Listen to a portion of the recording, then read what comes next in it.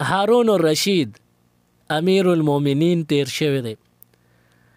د مجلس ته به یو بزرگ راتلو بهلول دانا رحمت الله علیه.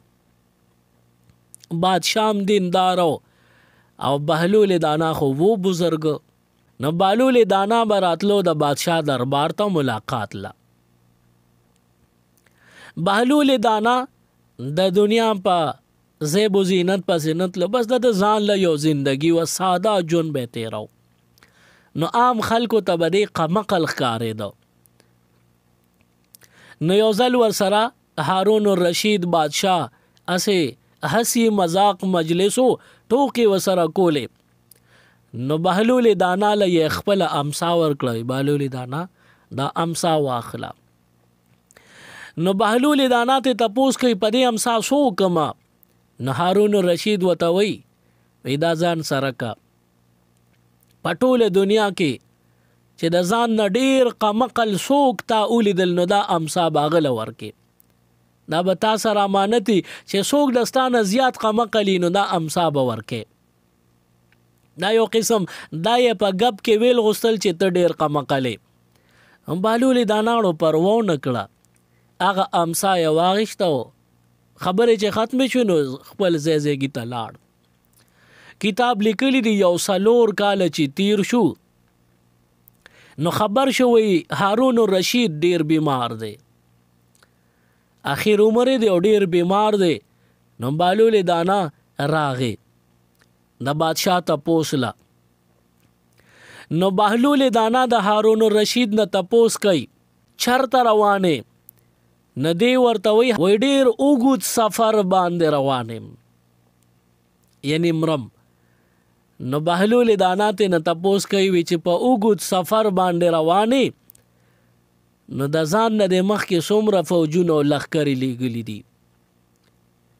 دا راته ووایه چې کوم ځای ته روانې هلته د سیکورټي ګارډ څومره لیږلي دي.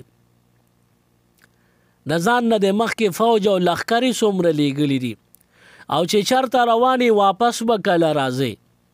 او هلته د استوګنې لپاره څومره ښکلي محلات تیار کړي دي. دا ټول معلومات را.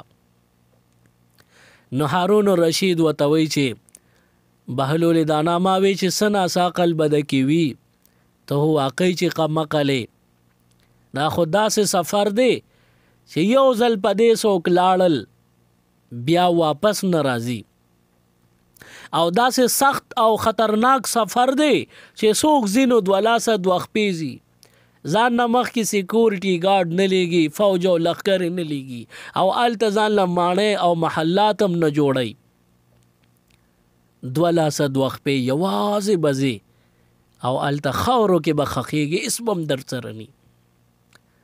او د واپس راتلو څوک چې تلي دي نو څوک واپس راغلي چې زه به راشم. نو بهلول دانا ته تپوس کوي وي څه تیارې دی وله کړې دی؟ هارون الرشید جاړي وي ایس تیارې مې هم نه دی کړی، هېڅ مې هم نه دی کړی، دغه شان خالي هېڅ عمل نشته او روان یم. بهلول دانا سره غامسا وه چې 4 کاله مخکې ورکړې وه. هارون الرشید ته وی لاس را دی خوا که غامسا یې وله په ګوتو کې کېښوه وی دا واخله قبوله کا. هارون الرشید د امسا ته کتل او بیا ده ته کتل.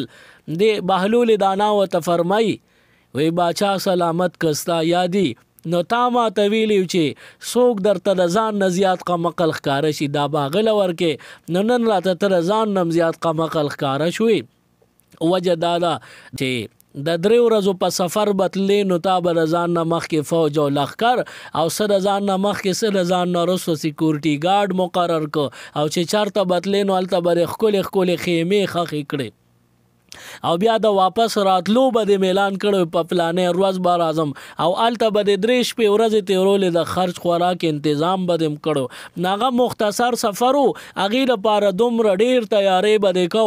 دا نه ختمېدونکې مزل او سفر دی او واپس هم پکې نشته. دې لپاره د یو ذره تیارې هم نه دی کړې. دا امسا واخله ته د دې حقدار د ټولو نه زیات قمقل خو ته هارون رشید جاړي بهلول دانا ته د توبې چل راته وښایه چې الله مې معاف کړي ځکه چې ما خو اسم نری کړی واقعي مونږ خو وې ته قمقلې خو نه تا خو د آخرت دپاره تیارې کړې دی قمقل خو مونږ چې په دنیا کې دومره مصروف او مشغول او غافل شو چې خپل آخرت هم رانه ایر شو.